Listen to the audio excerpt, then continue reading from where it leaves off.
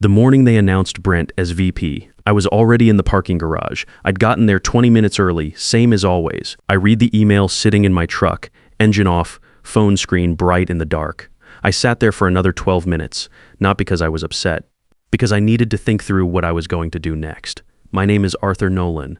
I was 51 years old, 18 years into a career at Hartwell Distribution, Inc., and I had just been replaced by a 27-year-old with a diploma and no field experience. Not replaced, exactly, pushed out. Quietly, cleanly, the way organizations do it when they want to avoid a scene. I'll back up. About 20 months before that morning, Gerald Holloway called me into his office. Gerald was the CEO. Built Hartwell from a regional carrier into a mid-size B2B logistics operation out of Dallas.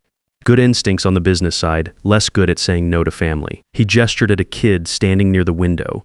Pressed suit, gelled hair, handshake already extended before I got close enough to shake it. Arthur, this is Brent.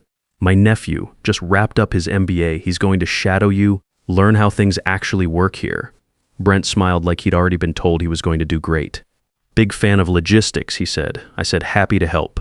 Because that's what you say when the CEO is in the room. The first week, Brent reorganized our project tracking system by what he called momentum energy. I'm still not sure what that means. He color-coded our client accounts by vibe and moved our highest revenue contract to low priority because, and I quote, they don't have a strong digital presence. I moved it back without saying anything. Week 2, he sat in on a vendor call I'd been managing for 6 months. Afterward, he told me we needed to disrupt the legacy approach. Loud enough for 2 other people in the hallway to hear. He meant my approach. I let it go. Here's what 18 years teaches you. You stop reacting to small things. You start watching instead, and what I was watching was a pattern. Brent was sharp in exactly one way.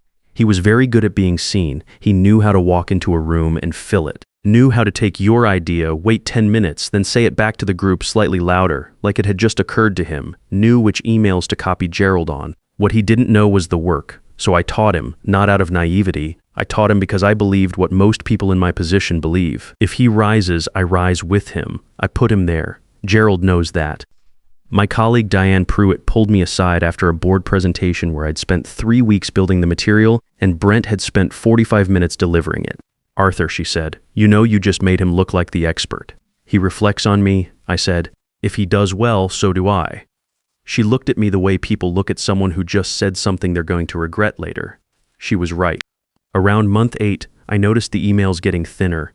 Threads I should have been on were moving without me. Brent was forwarding materials to Gerald with subject lines like update on my TrackFlow concept and progress on my pilot initiative.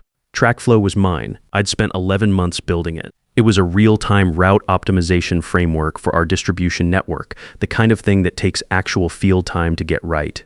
You can't learn it from a case study. You build it by being in the warehouse at 5 in the morning when a route falls apart and figuring out why. I'd also done something that at the time seemed like routine housekeeping. Through my personal consulting LLC, I'd entered into a licensing agreement with our software vendor, Howard Kessler, to hold the pilot framework rights personally until I was ready to bring it internal. I paid an $8,500 retainer out of my own pocket. I wasn't planning anything. I just kept things clean on my side, the way you do when you've been around long enough to know that companies change and situations shift. The licensing agreement had one specific clause. If the framework was deployed across more than 3 client sites, the vendor required advance written notification. I filed it away and didn't think about it again. Not yet. Month 12. Brent stopped taking notes in meetings and started answering questions instead. Questions people used to bring to me, he'd started using phrases like, as I've been developing this methodology and based on my framework. His framework, his methodology, he was good at it. I'll give him that. The confidence was convincing if you didn't know what you were looking at. Gerald didn't know what he was looking at. I kept showing up, kept cleaning up the messes Brent left behind on client calls. Once rewrote an entire proposal the night before a major vendor meeting because Brent had sent a first draft that included a chart he'd pulled off a Google search with the watermark still on it. I fixed it, he presented it, the client signed the extension, he forwarded the signed contract to Gerald with a note. Momentum building on my end. I didn't say anything. I was still playing the long game, still believed the math would work out in my favor eventually. It didn't. Around month 14, Brent started showing up to meetings I wasn't invited to. I'd find out afterward, usually from Diane, who had a habit of texting me a single sentence with no context. He just presented your Q4 routing model to the ops team. That was it. No follow-up. She knew I'd understand. I did. What bothered me wasn't the credit. I've been around long enough to know that credit moves toward whoever is standing at the front of the room. What bothered me was the pattern. Each time Brent took something of mine into a room without me, he came back with a little more authority, a little more access, and I had a little less of both. I started keeping notes. Nothing dramatic, just a running log on my personal laptop. Dates, subject lines, names of meetings I was excluded from. Old habit from early in my career when a project manager tried to rewrite the timeline on a contract dispute and I was the only one with the original emails. That situation worked out fine. I never forgot why. Month 16, Brent asked me to help him prepare for the annual Innovation Summit. Gerald had given him a slot to present to the full leadership team plus 3 board members. Big room. Real stakes. He sent me his draft the night before, 11 slides. The first one had a stock photo of a highway at sunrise. The second one had a quote he'd pulled from a TED Talk, unattributed. Slides 3 through 9 were track flow. My structure, my data models, my projected efficiency numbers from the pilot I'd run 8 months earlier. He'd changed the color scheme to dark blue and renamed it Brent Grid. Slide 10 was a blank placeholder that said, "Insert results here." He called me at 9 that night. What do you think? I told him slide 2 needed attribution and slide 10 needed actual numbers. I sent him the numbers from my original pilot report. He thanked me and said he'd take it from there. He presented the next morning. Gerald was in the front row. The board members asked good questions. Brent answered most of them using language I had written. One of the board members said it was the most operationally grounded proposal he'd seen from the internal team in years. Brent nodded like he'd been hearing that his whole life. I sat in the back and watched. Diane was 2 seats to my left. She didn't look at me once during the presentation. Afterward in the hallway, she said, "How long are you going to let this go on?" "Until the timing is right," I said. She didn't push it. That's one of the things I've always respected about Diane. She makes her point once and then lets you own your decision. About a week after the summit, I was on my way to refill my coffee when I noticed a stack of papers in the tray of the shared printer on the second floor. I almost walked past it, then I saw my own formatting. The header style I use, the table layout I built for the TrackFlow pilot report. I picked it up. Cover page. Brent Holloway, Brent Grid Initiative, Vision 2026. Inside was TrackFlow, not a version of it, not inspired by it. My architecture, my use cases, my projected deployment timeline. The language was close to verbatim in places. There was a typo on slide 9. I knew that typo. I'd left it in as a placeholder note to myself months ago and never cleaned it up. He had copied the file so directly that he hadn't even caught it. I stood there for a moment, put the stack back in the tray, walked to the coffee station, filled my cup, and went back to my desk. I sent one email that afternoon to Howard Kessler. Short, I told him I wanted to schedule a call to review the status of our licensing agreement and talk through some recent developments on the deployment side. Howard replied within the hour, "Available tomorrow morning, let me know what time works." We spoke for 25 minutes. I walked him through what had happened. Brent's board presentation, the Brent Grid rebranding, the fact that the framework had been pitched to 7 client sites simultaneously in that summit presentation without any notification to Howard's firm. Howard listened without interrupting when I finished. He said, "Arthur, that's a clear violation of the deployment clause. I'm going to need to send a formal notice to Hartwell." I told him I understood. I didn't ask him to coordinate timing with me. I didn't ask him for anything except to follow the contract the way it was written. Howard said he'd have the notice drafted by end of week. That was all I needed. The next morning, I opened my personal cloud drive and pulled up a folder I hadn't touched in months. I spent 3 hours going through everything. The original TrackFlow concept paper, dated and authored under NT Operations LLC, timestamped 14 months before Brent's Grid presentation. The signed licensing agreement with Howard's firm, my email chains, copies I'd forwarded to a personal account during the development process. The vendor contract with the deployment clause highlighted. I ran a document comparison between my original deck and the printed Brent Grid version I'd photographed on my phone at the printer. 88% match. He'd changed the fonts, swapped the color scheme, and added his name to the cover. That was most of the difference. I organized everything into a single folder. Made 3 copies on separate flash drives. Put one in my desk at home, one in my bag, one in a small compartment in my gym bag that I'd been using for exactly this kind of thing since a risk management seminar I ran for a group of senior executives about 6 years back. I wasn't building a case for court. I wasn't planning a confrontation. I was just making sure that if someone tried to rewrite the timeline, I had the original documents. The next Monday, the email hit at 8:01 in the morning. Subject line, exciting leadership update. I was already in the parking garage, engine off, Same spot as always. I read it once. Then I sat there for a while, not thinking about Brent, not thinking about Gerald, thinking about what came next. Brent's assistant messaged me at 9:30. He wanted a quick touch base. I walked down the hall to what used to be a senior director's office. Now it had a standing desk, a whiteboard with the words disrupt or stagnate written in dry erase marker, and a plant in the corner that I was fairly certain was fake. Brent stood up when I came in, adjusted his cuffs, the kind of gesture you practice in a mirror. "Arthur, appreciate you coming in. Look, we're moving in a new direction, one that needs a different kind of energy at the senior level. You've built a great foundation here, but it's time to let some fresh thinking take the lead." I didn't sit down, he kept going, said words like evolution and right-sissing and legacy infrastructure. I let him finish the whole thing, every word. Then I looked at him for a moment and said, "Okay," turned around and walked out. He looked surprised. I think he expected pushback, a negotiation, maybe some emotion. He didn't get any of that. I went back to my desk, cleared out 2 drawers, put my personal items in a bag, and left the building by 11. My key card still worked on the way out. The receptionist looked up as I passed. I gave her a nod. She gave me one back. That afternoon, I called Diane from my car, told her what happened. She was quiet for a second, then said, "What are you going to do?" "Same thing I always do." I said, "Work the problem." She said, "Call me when you need anything." That was enough. I'd been in conversations with Bridgepoint Supply Group out of Chicago for about 3 months at that point. They were a mid-size regional distributor looking to modernize their routing operations. I'd spoken at a logistics conference the previous spring, and their VP of operations had reached out afterward. We'd had a few calls. Nothing formal yet because I still had a job and wasn't ready to push it forward. Now I didn't have a job. I called their VP the next morning, told him I was available and ready to move. We set up a meeting for the following week in Chicago. The Bridgepoint meeting took most of a day. I walked them through track flow from the ground up, the real version. The one with 11 months of field data behind it. The one with Howard Kessler's licensing agreement properly structured. The one with deployment documentation that actually held up under questions. Their technical team pushed hard. Good questions, the kind you can only answer if you built the thing yourself. I answered every one. By the end of the afternoon, we had the outline of a partnership agreement on the table. I'd bring TrackFlow into their network as a license framework through NT Operations LLC. They'd handle the rollout across their distribution centers. We agreed on a press release to announce the partnership publicly once the paperwork was finalized. Their communications team asked about timing. I told them I didn't have a strong preference on the date. They suggested a Thursday, about 10 days out. I said that worked fine. What I knew, and didn't mention, was that Hartwell had an investor briefing scheduled that same week. I knew the date because I was still on an internal distribution list that nobody had gotten around to removing me from after the transition. When Bridgepoint's team picked that Thursday, I didn't push back.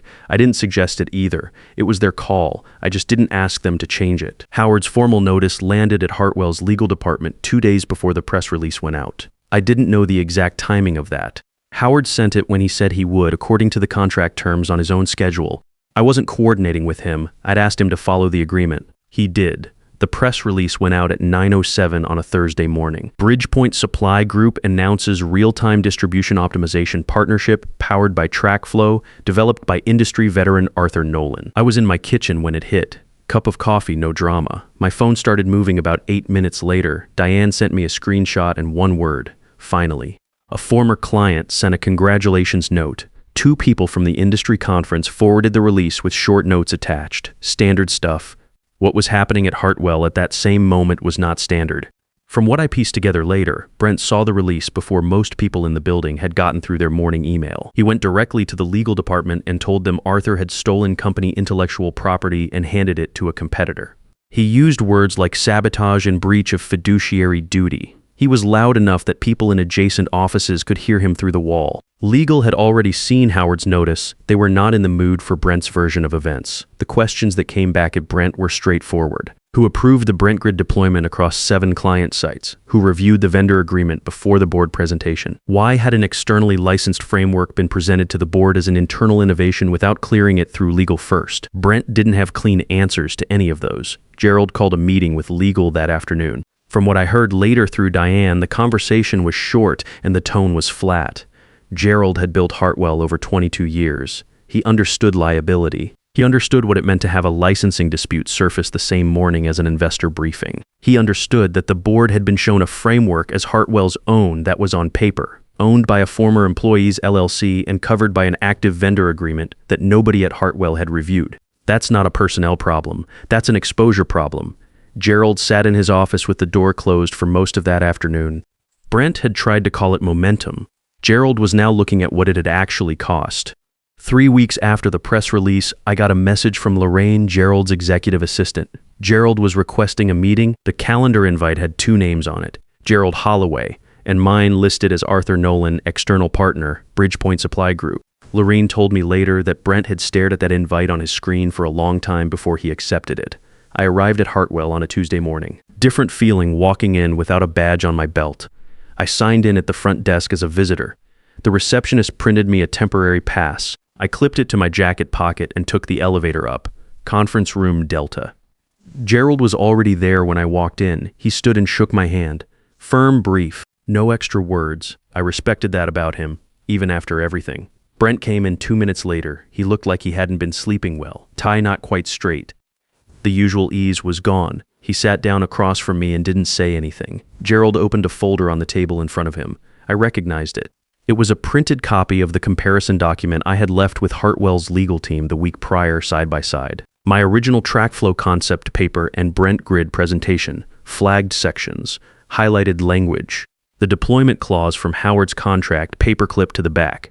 Gerald didn't make a speech. He picked up the document and read one paragraph aloud. From my original concept paper, the section on predictive rerouting logic and real-time carrier integration. The same paragraph that appeared almost word for word on slide 6 of Brent's board presentation. When he finished, he set the paper down and looked at Brent. "You didn't build this," he said. Not a question. Brent opened his mouth. Gerald held up one hand just slightly, and Brent stopped. "We're entering final negotiations to license TrackFlow through Bridgepoint," Gerald said. "Arthur is here in that capacity." He paused. "HR has your offboarding documents outside. Your NDA has been reinstated. I'd think carefully about what you say publicly going forward." Brent sat there for a moment. Then he looked at me. "You came back just to watch this happen." I shook my head. I came back to Invoice. Gerald almost smiled at that. The first time I'd seen anything close to it all morning. Brent stood up slowly. He started to say something about appealing to the board, about getting his own legal counsel involved. His voice didn't carry the way it used to. It came out flat, like he was reading lines from a script he didn't believe in anymore. Gerald didn't respond to any of it, just waited for him to finish. Brent left without another word. The door clicked shut behind him. Gerald and I sat across from each other for a moment. He looked tired. Not angry. Just tired the way people look when they've been carrying something they should have put down sooner. "He's my sister's kid," Gerald said, not as an excuse, just as a fact. "I know," I said. We spent the next 40 minutes going through the Bridgepoint partnership terms. It was a clean conversation, professional. Gerald asked good questions and I gave him straight answers. By the end, we had a framework for the licensing agreement that both sides could work with. Lorraine would coordinate with Bridgepoint's legal team on the formal paperwork. I shook Gerald's hand on the way out. Same as when I came in. Firm brief. In the hallway, Paulette from HR was waiting near the elevator with a folder under her arm. She gave me a nod. I gave her one back. We didn't need to say anything. Walking out through the lobby, I passed a few people I recognized. Some of them looked up. A couple gave me a nod. Nobody said much. That was fine. I wasn't there for a reception. I drove back to my hotel, ordered lunch from the place down the street, and spent the afternoon on a call with Bridgepoint's technical team going over rollout sequencing for the first 3 distribution centers. Brent got walked out of the building that same afternoon, no announcement. His name came off the directory by end of day. A few people noticed. Most didn't. That's how it usually goes. Gerald sent a company-wide memo about 2 weeks later. New policy. All collaborative work would be formally documented in project records. IP origination required clear attribution. Vendor agreements would go through a structured review before any internal deployment. One line stood out: "We owe it to the people who build things to make sure the record reflects who actually built them." I wasn't on the distribution list for that email. Diane forwarded it to me with no message attached. She didn't need to add one. My son called me that evening. He's 24, just a couple years into his own career, figuring out how things actually work. He'd seen the Bridgepoint press release and done the math on the timeline. "Dad," he said, "how long were you planning that?" I thought about it for a second. I wasn't planning it. I said I was just keeping good records. He laughed. I let him. Brent had a title for 20 months. I had the invoice. If any part of this story felt familiar, you already know what I'm talking about. You've been in that room, maybe you were the one keeping the whole operation running while someone else was busy putting their name on it. Here's what I tell you. Document everything, keep your outside work clean, and never hand over the only copy of anything you built. The work doesn't disappear just because someone tries to erase your name from it. Stay patient, stay ready. If you found this useful, subscribe. There's more where this came from.